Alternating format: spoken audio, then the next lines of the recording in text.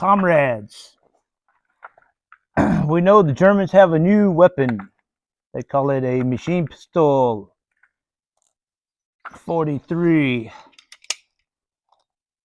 But I have my PPS 43. I think we are just as effective as the MP 43. And I will prove it to you in my best mockery of the Russian language.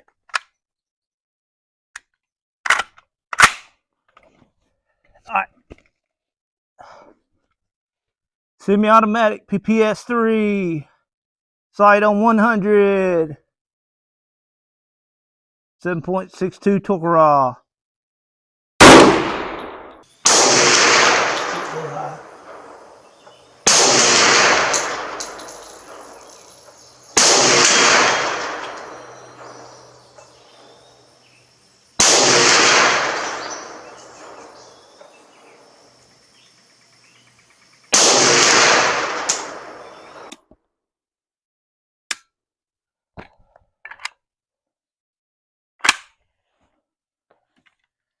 Okay, y'all saw that?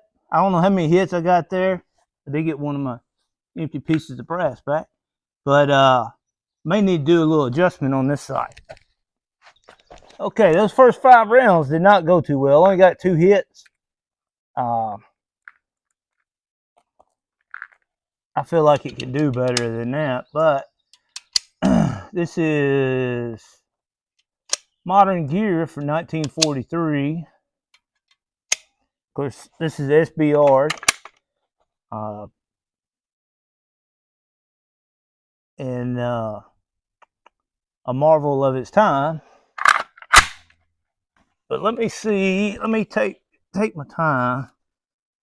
The group was so large on that, I don't know what to tell you.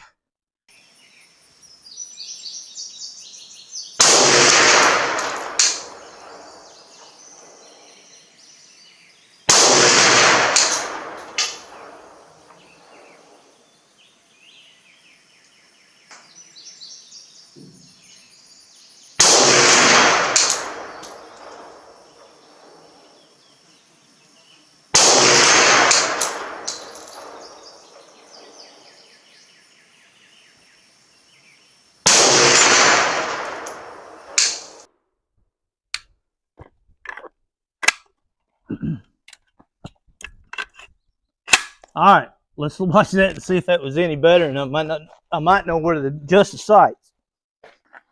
I think y'all are going to see that this is not the most accurate thing you've ever seen me shoot, but it is fun. I mean, it really is. I'm shooting S&B factory ammo in it.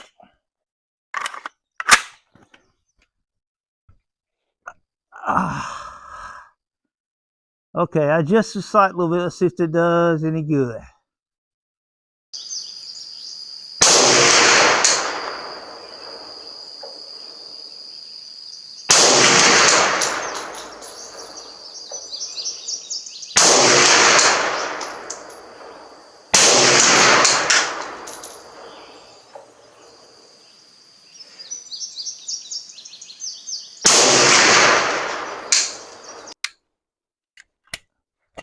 All right, looking like I'm getting about 3 hits per 5.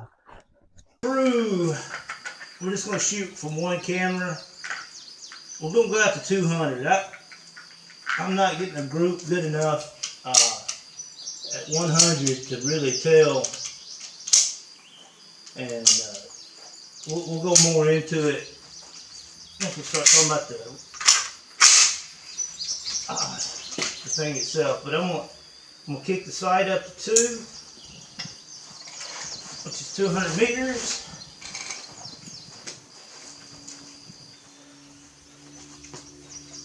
Now we're gonna see if we can engage, even come close to the 200.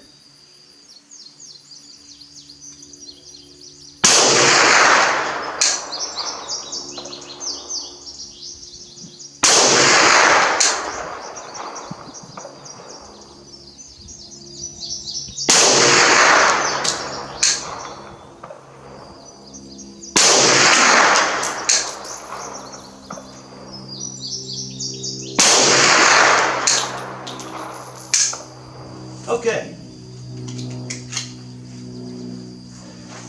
As y'all know, I'm a decent shot. Maybe not the best shot in the world. But, I mean, I relatively held the same point of aim, and y'all saw where those hit. At 200. Okay, here we are. Placing range viewers. We got the PPS 43, and you just watched me shoot it. And not real happy with the outcome, but it is a real fun gun to shoot. Now, I guess the bigger lesson we ought to learn from it is you got the PPS 43 in 7.62 by 25, and as you can see right here, I got plenty of little ammo box, full boxes, and magazines for the PPS. But I guess the biggest thing we should pick out of it is out to 100, you're pretty good with a little. Of course, this is not a full auto, but it's you know, semi-automatic version of the full auto gun. And you know, as you go out to 200, it's about 50-50 whether you're going to hit or not. And when we look at the M1 carbine, which I have up here, you know, sort of equated for us, all us Americans out there, that the 30 carbine, of course, this is an M1A1 airborne model, but you know, if you look at the videos that I've done on it, 300 is pretty easy with it, and then going out to 400 is possible with it. And so, you know, you got overmatch right there with the carbine against the submachine gun, and it ain't gonna change. The Tokarev is a much faster round than 9mm or 45 ACP, so it ain't gonna get any better with any of the other ones out there. So, you know, tactically speaking, you know, whether you got a division full of them, oh, they're going to be deadly within that 200 yards, and they're going to be a force to contend with. But if the opposing unit can stay out there around 400 yards, you're toast. Uh-oh, look who I got here. What, girl? What? Go. Little dog, she likes to come up here and see what I'm doing. But really, the gun is a lot of fun to shoot. Like a lot of the what I would call the semi-automatic submachine guns. They're just fun. If you take a 9mm AR set up like the Colts had, or with a Glock magazine, either one, man, you can't beat it as far as going out here, you know, and shooting and having fun with it. Women generally enjoy them. You know, they're not as loud as a 223, and not that 223 kicks, but 9mm sure does it. Same way with this. And something this size, it doesn't kick. Now, Tokarev can be a little handful in a pistol, but it is not bad in the PPS 43. Now, of course, this one is made in Poland. Pioneer Arms, got the sling and all that. And of course, I've done the Form 1, got my good old name on it right here. That got it SBR'd. Does have 100 and 200 meter sight. A lot like the MP40. Got the folding out stock. And pistol grip, man, that pistol grip feels good to me. The trigger pull, it's not that bad. You know, for what it is. And fortunately on this one has such a thick front sight, I can see it with my eyes. That's one thing I do like about it. But like I say, it's just not the most accurate gun out there. And the shooting it with surplus ammo, um, you know, the primer cups on the surplus ammo is a lot harder than the commercial stuff that I was shooting, and you know, you get a lot of duds, and when I use them, shoot them in one of my Tokoroffs, it does fine. So I'm assuming, you know, when they made the conversion here, that the hammer spring or the hammer itself is just not heavy enough to set that stuff off.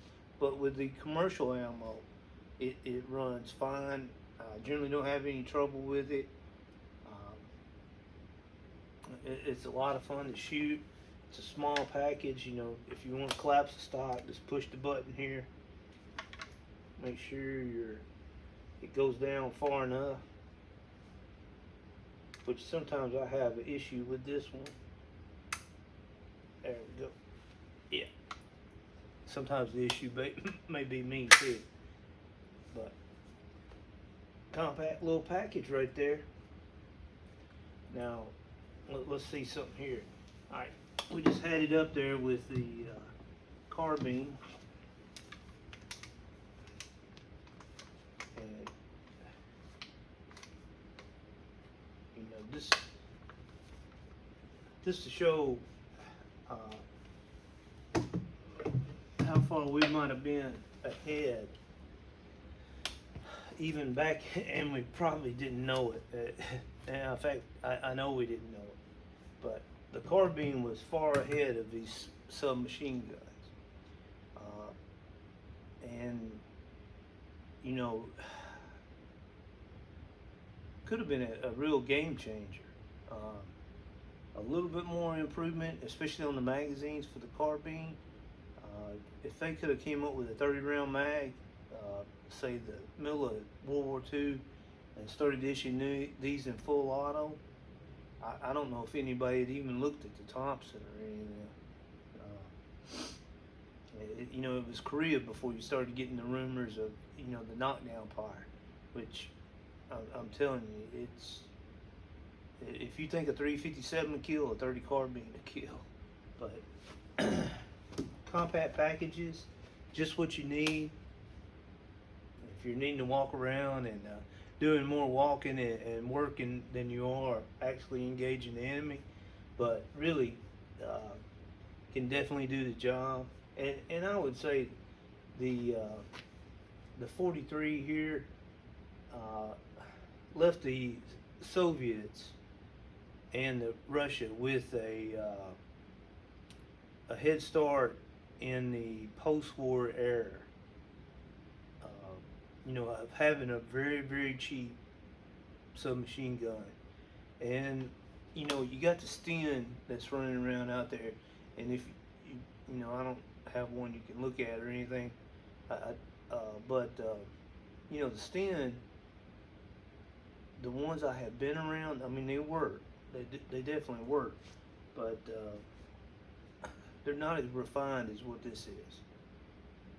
And you know, one of the Mark 5s may be a little bit more refined, but the PPS 42, 43, I mean, that's pretty refined right there. I don't know if you're gonna get much cheaper and better at that particular price point with it, and I hope to do. You know, the Finns had the 44 KP44, which is based on this in 9mm, and I bought the kit and everything. I hope I can get the time sometime in the near future to go ahead and build that out and use the same trigger mechanism that this one does, and it should work pretty good, I would think. But it would be a 9mm. But I don't know. Who knows? I still got parts to buy. Just pick them up here and there as you come across them. But I hope you enjoyed this. I really wish my shooting had been a little bit better, and because it seemed like out at the house, on the actual Lacey's range, did a little bit better with it than out at the gun club. But hey, as they say, it is what it is. So thank you for watching. Get back. We'll have some more videos out soon. And thank you.